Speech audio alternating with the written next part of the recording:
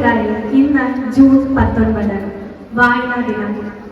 വായിച്ചു വളരുക, ചിന്തിച്ച് വിവേകം നേടുക എന്ന മുദ്രാവാക്യത്തിലൂടെ മലയാളികളെ വായനയുടെ ലോകത്തേക്ക് കൈപിടിച്ചുയർത്തിയ PN ഫൈക്കിയുടെ ഓർമ്മ ദിനം. കൂട്ടുകാർക്കൊപ്പം വീടുകൾ കയറി പുസ്തകങ്ങൾ ശേഖരിച്ച് സനാതന ധർമ്മം എന്ന ഒരു ഗ്രാമവും കേരളത്തിൽ ഉണ്ടാകരുതെന്ന് അദ്ദേഹം ആഗ്രഹിക്കുകയും അതിനായി പ്രവർത്തിക്കുകയും ചെയ്തു.